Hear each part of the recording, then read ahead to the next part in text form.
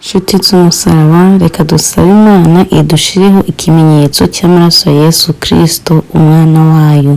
Uko ayo maraso ya Yesu Kristo natubonekaho, ubwo Imana izanyura mu isi ntabwo tuzarimbuka, kuko ngo ufite icyo kimenyetso nta cyago kizinjira iwe. Imana ishimye. Kandi nakumenyeshaga nshuti y'umusaraba ko aya maraso ya Yesu Kristo si ayo mu bitungwa, ni amaraso y'umwana w'intama. Ijambo ry'Imana niryo rivuga kuva 12:13, ayo maraso azababere ikimenyetso ku mazu murimo. Nanjye ubwo nzabona ayo maraso nzabanyuraho, nta cyago kizababaho ngo kibarimbure ubwo nzatera igihugu cya Egiputa. Amen. Ubwo Imana izanyura natwe muri iyi si, Imana ikakubonaho ayo maraso ya Yesu Kristo, ntabwo uzarimbuka. Nk'uko umuririmbyi avuga ngo iyo Uwiteka umucamanza mbonyeho amaraso, ngo ndancire urubanza rubi anyita ukiranutse. Umuntu wese uzaba afite icyo kimenyetso cy'amaraso ya Yesu Kristo ntabwo azarimbuka, ahubwo azinjira mu munezero wa Data. Umurinzi we wa kane niwe uvuga ngo niboneye urukundo rw'Umukiza, ari we wancunguje amaraso ye. Ayo maraso si ayo mu bitungo. Imana ishimwe. Murakaza neza ku muyoboro wa Igetsimani. Imana igumugisha gumana natwe. Yesu ashimye, ndabasukije mwese mu izina ry'umwami wacu Yesu Kristo. Imana y'amahoro ibahaza amahoro yayo, kuko amahoro yayo ni isoko idakama, kandi ngayo mahoro ngabisi ndibayazi. Rero Imana ibahaza amahoro, mwumve mutekanye kandi mwumve mutuje. Abari bashasha kuri Getsimani cyano mbahaye ikaze. Ku mazina ni Ingabire Jeanne d'Arc. Nejejwe n'Imana mu mutima wanje wo kongera kubana namwe dusangira ijambo ry'Imana. Imana yacu ishimye. Uyu munsi tugiye kuganira ijambo riri ku mutima wanje rivuga ngo dusabe ikimenyetso cy'amaraso ya Yesu Kristo cy'ukuri. Haleluya. Dukwiriye gusaba Imana ikadushiraho ikimenyetso cy'amaraso ya Yesu Kristo. Ubwo Kristo azaza uzamubone wishimye. Ubwo Kristo azaza agaragarira mu bicu nzamurebe nishimye kandi nzanyugwe. Twere kuzahinda umushyitsi naza, kuko abatafite icyo kimenyetso cy'amaraso ya Yesu Kristo bazahinda umushitsi, bazahekenya amenyo, hazaba umuborogo, benshi bazarira. Hari abazazukirwa gukorwa n'isoni, hari n'abazazukirwa kwinjira mu munezero wa Data. Imana igufashe, nanjye Imana ifashe, tuzinjiye mu munezero wa Data. Amen. Imana yacu rero ishimwe. Mbere ya byose reka twubahe Imana dusenge. Uwiteka turagushimiye kandi turaguhimbaje. Turagushimiye ko abanye natwe, uraturinda, uturinda umujinya wa Satani, uturinda ibyahigaga ubuzima bwacu, ndetse byinshi ubifata mbiri bitaratugeraho. Izina ryawe nishimwe iteka ryose n'iteka.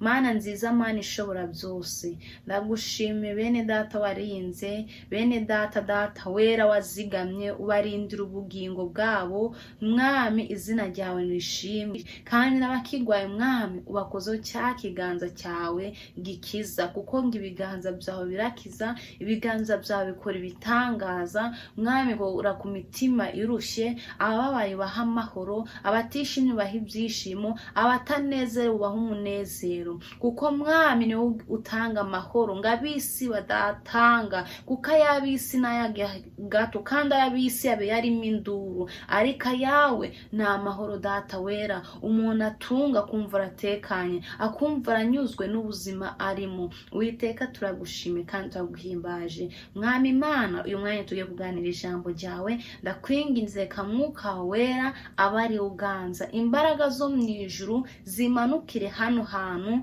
mu izina rya Yesu Kristo. Gukora kwawe kuganze, kuvuga kwanjye kubure mu izina rya Yesu, ahubwo njye mbe mikoro yawe, urangurure Data wera icyo ushaka kuvugana n'imitima yacu aba ari cyo kiba, none n'iteka ryose. Niko nsenze nizeye yuko uri kumwe natwe. Amen, amen. Imana yacu ishimwe, Imana yacu ihabwe icyubahiro. Nguko nabivuze, insanganyamatsiko yacu iravuga ngo saba ikimenyetso cy'amaraso ya Yesu Kristo kikubonekeho, kandi ndetse ugisabire nabawe. Imana ishimwe, kuko amaraso ya Yesu Kristo iyo aturiho, Imana ndabwo iducira urubanza. Amaraso ya Yesu Kristo arabohora. Amaraso ya Yesu Kristo ahesha umuntu ubugingo buhoraho. Nshuti z'umusaraba, amaraso ya Yesu Kristo araduhembura. Amaraso ya Yesu Kristo ni meza, arabohora, aratabara, arakiza, aradutsindira. Kandi ngayo maraso y'Uwiteka yatubonyeho ngo ndaducira urubanza rubi, ngatwite abanyabyaha. Oya, ahubwo ngatwita abakiranutsi, atwita abera, kandi tutakwiriye kubabera, ariko kuko yatubonyeho ya maraso y'umwana wayo Yesu Kristo aturiho, duhita tuba abakiranutsi. Imana ishimye. Tugiye gusoma ijambo ry'Imana twihuse mu gitabo cyo Kuva, ibice ni 12, turasoma umurongo wa 13 gusa. Umutwe w'amagambo uravuga Uwiteka abwira Mose ibya Pasika. Ku murongo wa 13 haragira ati, ayo maraso azababere ikimenyetso ku mazu murimo, nanjye ubwo nzabona ayo maraso nzabanyuraho, nta cyago kizinjira ngo kibarimbure, ubwo nzatera igihugu cya Egiputa. Amen. Imana ishimye. Hano Uwiteka yabwiraga Mose ibya Pasika. Pasika ku Bisiraheli ibibutsa yuko bakuwe muri Egiputa, bakuwe mu bugaragwa, bakuwe mu byaha, bakuwe muri kagahato ka Farawo. Twebwe ku munsi wa none Pasika itwibutsa uko Yesu yaje kutwitangira ku musaraba igorogota. Pasika kuri twe itwibutsa yuko twakuwe mu byaha, tukugwa mu isayo, twari turi abana batarabimana, ariko kubera Kristo yasheshe amaraso ye arayamena ku bwacu, twahinduye kuba abana b'Imana. Imana ishimye. Kandi twabaye abana b'Imana ya maraso ya Yesu Kristo amaze kutumenekera, amaze kutubonekaho, kuko yaradupfiriye ngo kugira ngo umwizera wese ngatarimbuka, ahubwo ngahabwe ubugingo buhoraho. Uwiteka ashimwe. Amen. Rero mwene data, naguhamagariza nanjye nibwira dusabe ikimenyetso cy'amaraso ya Yesu Kristo kitubonekeho, kuko icyo kimenyetso cy'amaraso ya Yesu Kristo nikitubonekaho, nta cyago kizinjira mu rugo rwawe, nta cyago kizinjira mu buzima bwawe, nta rupfu ruzakugeraho. Bene data, siko tutazapfa ngo ariko ngo hahigwa abapfa bapfiriye mu mwami. Imana ishimwe, kuko abo barahiriwe bazabona Imana Data. Imana ishimye. Rero naho ijambo ry'Imana dusomye ngayo maraso ngazababere ikimenyetso, hano harari igihe Uwiteka yabwiye Mose ko agiye kubakoreshereza umunsi mukuru, agiye kubaha Pasika. Subiye inyuma gato, Uwiteka yatumaga Mose ngo nagenda abwire Farawo ngo arekure ubwoko bwe abujyana aho bukwiriye kujya, arekure abana ba Isiraheli. Farawo agakomeza kwinangira umutima, Uwiteka akamuteza icyago cya mbere, icya kabiri, akavuga ati ndabarekuye, ejo akisubiraho, kugeza ubwo Uwiteka yamuteje ibyago 10 yanga kurekura ubwoko bwa Isiraheli. Niko rero Uwiteka kugira ute guha umunsi mukuru Abisiraheli, kandi umunsi mukuru hari umugisha ku Bisiraheli, hari ibyago ku Banyegiputa. Kuko Pasika iba Uwiteka yaravuze ngo aje kunyura mu gihugu cya Egiputa. Umuntu utazaba afite icyo kimenyetso cy'amaraso, Uwiteka azinjira muzanire ibyago. Ku Banyegiputa benshi majorite nda kimenyetso cy'amaraso bari bafite, kuko Uwiteka yabwiye Mose na Aroni ngati mubwire abana ba Isiraheli buri wese abaga umwana w'intama cyangwa abage uwihene. Muri make udafite uwo mwana w'intama abaga umwana w'ihene kandi uri munsi y'umwaka, ngo ayo maraso ngo bayashe ku ngomanyirizi y'imiryango yabo. Ubwo Uwiteka azanyura mu gihugu cya Egiputa, uzaba ufite ayo maraso, ndabwo Uwiteka azagira ute azinjira mu urwo rugo, ngaho Uwiteka azagira ute azanyuraho. Ariho dusanga mu ndimi z'amahanga bavuga ngo Pasika mu cyongereza ngo ni pass over, kunyugwaho cyangwa se kunyuraho.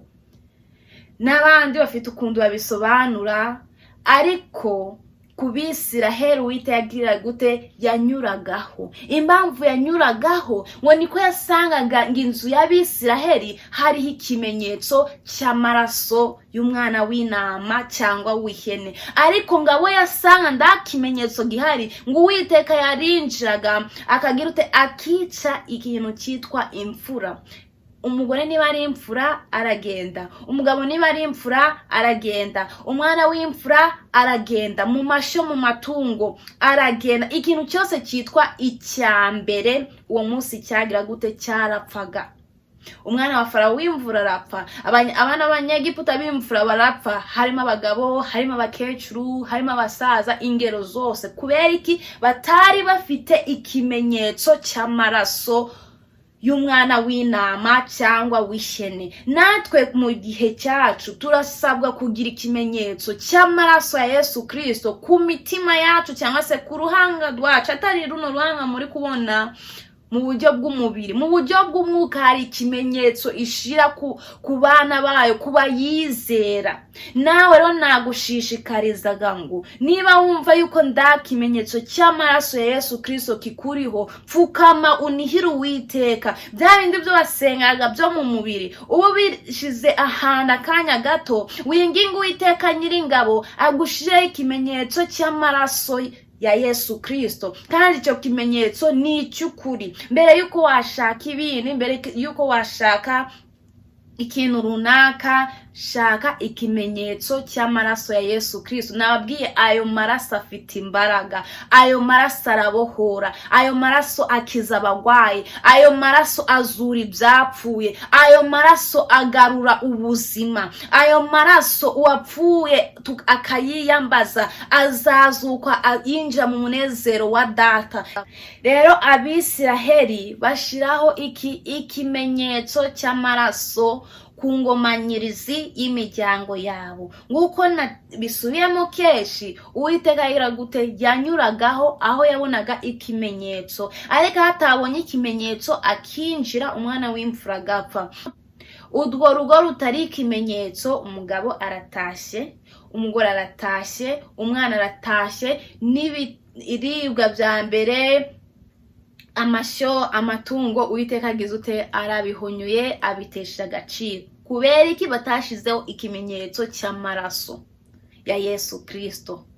Icyo gihe ni ikimenyetso cy'umwana w'intama cyangwa se w'ihene. Ariko mwene data shuti z'umusaraba, twari dukwiye natwe gupfukama tukanihira Uwiteka, tukamwingira. Ndetse ijambo ry'Imana Kristo niwe wavuze ati ngo mbere yuko mushaka ibini byose, mbere yuko mushaka kubaka ingo, mbere yuko mushaka abana, mbere yuko mushaka kwiga, mbere yuko mushaka za perime, mbere yuko washaka inzu, ibintu byose by'umubiri, mbere yuko wabirarikira wabyifuza, ngo nimushaka ubwami bw'Imana no gukiranuka kwayo kose, ngo ibindi byose muzabyongerwa. Ibindi byose ni inyongezo, ibindi byose ni inyongera. Niba udafite ikimenyetso cy'amaraso ya Yesu Kristo, iki ni igihe cyawe cyo gupfuka mukavuga ati Uwiteka, nanjye nshiraho ikimenyetso cy'amaraso yawe, kugira ngo ubwo Uwiteka azaza agatambagira mu isi ku migabane yose, Uwiteka azasange ufite ikimenyetso. Uwiteka azasange cya kimenyetso kiri ku mutima wawe, kiri ku ngomanyirizi y'umutima wawe. Icyo gihe ndaga Uwiteka azinja, ndaga Uwiteka azagutwara, ndaga Uwiteka azakwica, kuko azasanga ufite cya kimenyetso cy'amaraso ya Yesu Kristo, kandi cya kimenyetso cy'ukuri. Imana ishimwe, Imana yacu ihabwe icyubahiro. Amen. Ubwo Uwiteka azaza kunyura muri iyi si, ubwo Uwiteka azaza kunyura mu Rwanda, i Burundi, hehe na he, muri Canada, muri Amerika, Australia, Europe, ibihugu byose, imigabane yose igize isi, ubwo Uwiteka azaza kunyura muri iyi si, azasanga ufite ikimenyetso, azasange mfite ikimenyetso, azasange dufite rwandiko. Umurinzi wa 424 ngo umugabo ndabwenge ngo yagiye ndagwandiko, ngagira ngo ngazinjira nguko abandi binjira. ariko siko byagenze. Ngo ageze ku irembo ry'ijuru ngo bamubaza urwandiko, bamubaza agatanga ka mbere, asanga atarufite. Isomye agatabo k'umugenzi ngo ho baramuzinze ngo bamutera mu muriro waka amazuku. Imana itugirire neza. Byaba bibabaje, warabwirije, narabwirije, twarahanuye, twarabaye ba bishop, twarabaye aba diakoni, twarabaye abaririmbyi, twarabaye abavuga butumwa, umurimo wose ufite w'Imana. Ugasanga ugeze ku irembo ry'ijuru barakuboshye bagutere mu muriro w'itanura. Kubera iki? Ndagwandika ufite. Kubera iki? Ndakimenyetso cy'amaraso ya Yesu Kristo ufite. Cyangwa wari uri wa mukristo, wari uri umunyamasengesho, ariko ndakimenyetso ufite. Mwene data, taka uhamagara Uwiteka agushireho ikimenyetso cy'amaraso ya Yesu Kristo. Ari umudamu nakunze muri Bibiliya, ibice 2 muri Yosuwa. Umudamu Bibiliya imugaragaza ari maraya, yitwa Rahabu. Bene data, nduzatangazwa umunyabyaha nagutanga ijuru. Wararaye amajoro, warasenze, waragiye mu butayu, warahamagaye, sinakubwira. Ushaka Imana ariko ugasanga uhejejwe hanze. Kandi hanze Bibiliya muri Matayo haratubwira ngo hazaba ngimbwa n'abarozi. Ari naho tubwibwa ngo umuriro wacaniwe Sekibi n'abambari be n'abamarayika be n'abakozi be. Twe twaremewe kujya mu ijuru, ariko uzaba warakoze ibinyuranye n'ubugombe bw'Imana ndabwo azajya mu ijuru, ndabwo azinjira mu munezero wa Data, ariko azahezwa hanze hamwe n'abo barozi n'izo mbwa na Sekibi. Imana igufashe kandi nanjye mfashe. Uwo munsi ubwo imbanda y'Uwiteka izavuga, Uwiteka azasange dufite ikimenyetso. Naguhamagaraga ngo gira ikimenyetso. Rero uyu mudamu Rahabu namukunze cyane. Yagize umutima, yumvise amakuru, amaze kumva amakuru agirirwa umugisha wo kwakira abantu. Reka mbisubireho inyuma gato. Ubwo Abisiraheli bari baravuye muri Egiputa bagikomeje urugendo, Imana ishaka kubiha igihugu cy'Yeriko. Ngabiyeriko ngo bumvishe ngabisiraheli, bumvishe inguru zabo zibatera ubwoba, ndetse ngo bashya imitima, bahinda umushyitsi, bumva ko bafite Imana ishoboye, bumva ko bafite Imana iteye ubwoba, Imana itaginanirwa, Imana ishimwe, Imana itari Bayali, Imana itari Ashera, Imana itari Bayali, ni Imana ikomeye. Haleluya. Ngo bumvise inguru zabo zibatera ubwoba. Iyeriko hari hubatse hakomeye, bari barahubatse neza hakomeye cyane rwose, barakinge barugaye. Ariko igihe kiraza ngo Yosuwa ngo yoheza ngo bajye gutata igihugu cya Yeriko, ngo bakitegereze cyane cyane. Nibamara kukitegereza bazamubwire amakuru. Ariko ngo mw'iryo joro ngo yabatumye ngo abaho ngo baje kumenya yuko ngo maraya Rahabu ngo yabacumbikiye, kandi bamenya yuko ari n'Abisiraheli ko baje gutata igihugu. Ngo niko kubibwira umwami nawe ngatuma indumwa ze kwa Rahabu, ngabo bagabo 2 ngo nabo mu Bisiraheli ngo nabasohore, ngo icyabazanye ngo nugutatanya igihugu cyose. Kuko Rahabu yari yaramenya amakuru. Imana igufasha, hari abantu bamenya amakuru ndi bayabyaza umusaruro. Umuhinzi we yaravuze ngo nkunda kumva amakuru y'umugwa, ngaho atagera ibyago. Niba waramaze kumva amakuru y'umugwa, ukamenya ko ndabyago bibayo, ukamenya ko ndarupfu rubayo, ukamenya ko abaho ukundu bameze, ujya iyo agomba kuba ameze, ni kuri guhindura. Ni iki uri kwitegura kujya mu ijuru? Ndago bazagusaba ibintu byo tubona mu uyu mubiri. Oya, uwejejwe azataha mu ijuru. Ufite umwambaro wera azajya mu urwo rurembo rwubakishijwe amazahabu. Ufite umutima umenetse, umutima wejejwe, umutima utunganiye Imana, azajya mu ijuru. Ariko uwanduye ntabwo azajya mu ijuru. Bene data, iyi nzira ijya mu ijuru ntabwo ari yo gukinishwa, ntabwo ari yo gukina nayo, irafunganye. Kuyinyuramo ni ukwibumbarika, ntabwo wagenda kuno na kuno, no, ugenda wibumbarika nyine witonze. wabaye mutoyi wicishije bugufi ufite wa mutima umenetse, nguko ijambo ry'Imana rivuga ngo ituye ngahera hirenge, ngiyera gituye ahera hirengeye cyane, ngo kandi ngibana n'abafite imitima imenetse n'abafite imitima icishije bugufi, kuko abo barahiriwe nibo bazinjira mu munezero wa data. Rero Rahabu ngamaze kumva amakuru ngabagabo abagirira ineza, arabacumbikira. Izo ndumwe zije aravuga ati ngo nabasohore, arababesha babwira ati ngo cyakoza ngo bari bahari ariko ndabo, kumbe yabajyanye mu cyumba cyo hehe hejuru. Arababwira ati cyakoza mu bakurikire batarugara, birashoboka ko bakiri hehe muri uwo mugwa.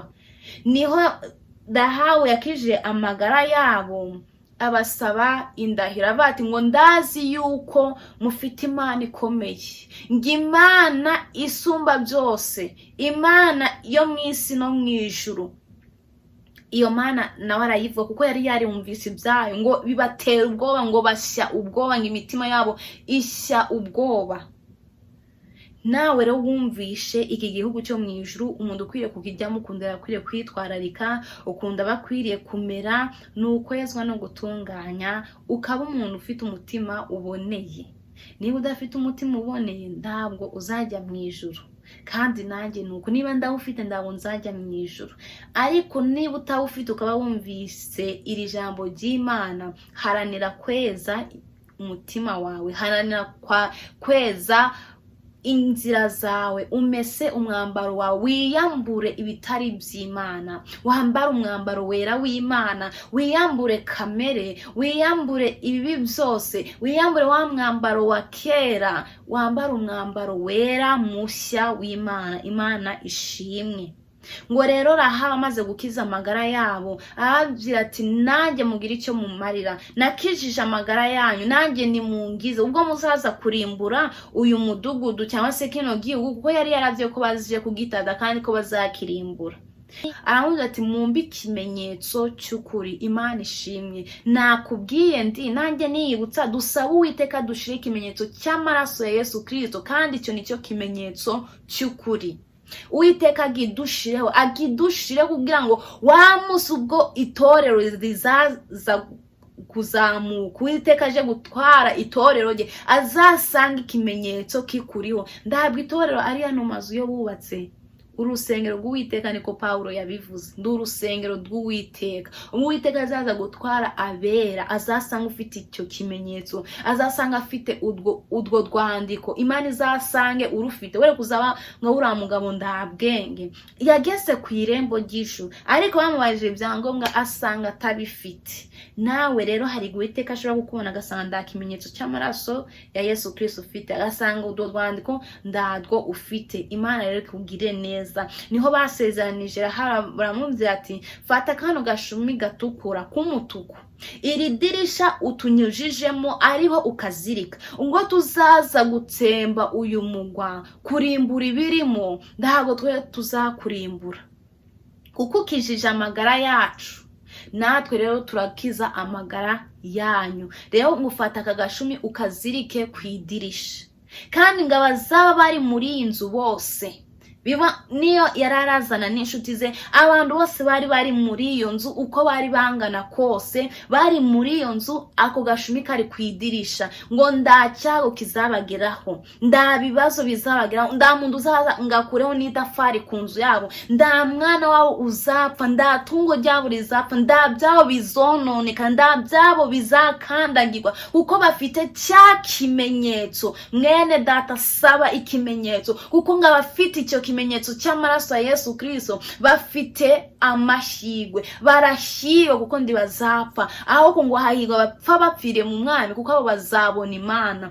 Saba ikimenyetso cy'amaraso ya Yesu Kristo kikubonekeho. Ayo maraso nababwiye ngo yarabohora, yarabatura, yagakura umuntu mu byaha. Ayo maraso ya Yesu Kristo niyo twitabaza, niyo dusengeramo, tukumva tugize ute turabohotse. Ugasengera ibiryo ukabirya bijya byejejwe, ukavuga ati Imana nyeza nagucumuyeho, Imana ikakweza. Ukaba wagane na runaka ukaba wamubeshya ukumva ubuza amahoro utuje, ariko Imana igize ute ikwejeje. Umuririmbyi w'120 yavuze ati ngo Uwiteka umucamanza ngiya mbonyeho amaraso ye, ngo ndancira urubanza rubi ahubwo anyita ukiranutse. Shuti yanjye, shuti y'umusaraba, mwene data, ndakwingiye kubw'ubuntu bw'imbabazi z'Imana, pfuka musaba Imana igushire ikimenyetso cy'amaraso ya Yesu Kristo, kandi kigushireho n'ababo mu rugo, bashiki bawe, basaza bawe, ababyeyi bawe,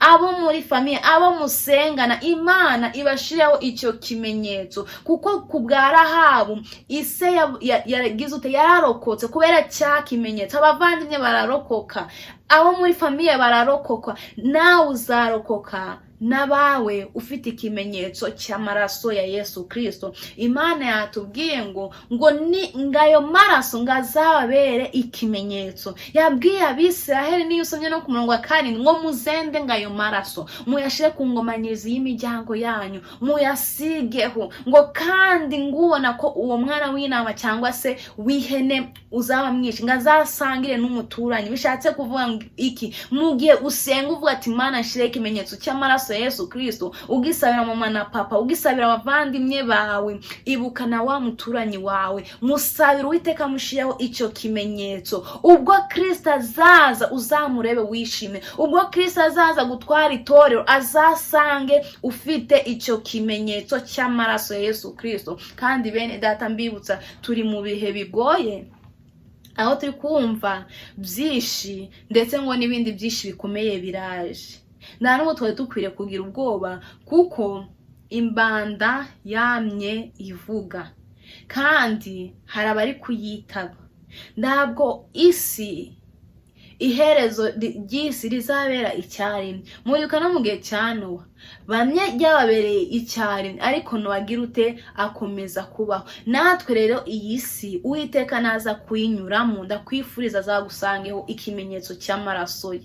Ubwo azaza kuyinyuramo azabone wejejwe utunganye. Bene data, ndakwifuriza kusaba ikimenyetso cy'amaraso ya Yesu Kristo. Nuba waramaze kumenya amakuru y'umugwa, ukamenya abantu bajya muri uyu mugwa ukuntu bari bakwiye kwitwararika, nawe ayo makuru yabyaze umusaruro. Haba yumvishe uko bameze, abitura ineza, kandi iyo neza nawe agira ute arayigarurirwa, ararokoka n'abiwe bose agira ute arabarokora, kubera kugira ute ineza. Kandi ikimenyetso, icyo kimenyetso nicyo cyabonetseho. Ariko usanga ari ng'umwana wacokoje ngako gashuma kagakuraho, bari bararimbuka.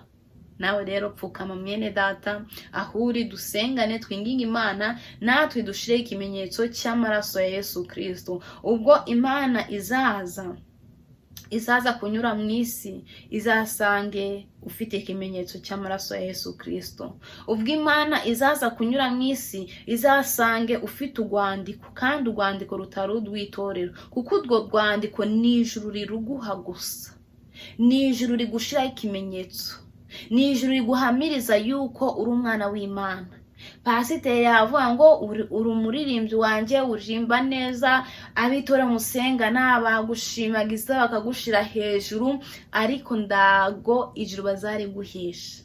Bazagukomera mu mashyi bakubwire wabwirije neza, waririmbye neza, ariko ijuru ni ijuru ryonyine Data wa twese niwe uzaguha icyo kimenyetso cy'amaraso ya Yesu Kristo akigushireho, kandi niwe uzaguha rwandiko. Reka rero duhamagara Imana idushire ikimenyetso cy'amaraso ya Yesu Kristo. Mu byo nakwifuriza, saba Imana igushire icyo kimenyetso. Tugeza mu bihe bikomeye kandi mu bihe bigoye, udafite icyo kimenyetso ibyago bizinjiriwe. rero reka dusenga Imana.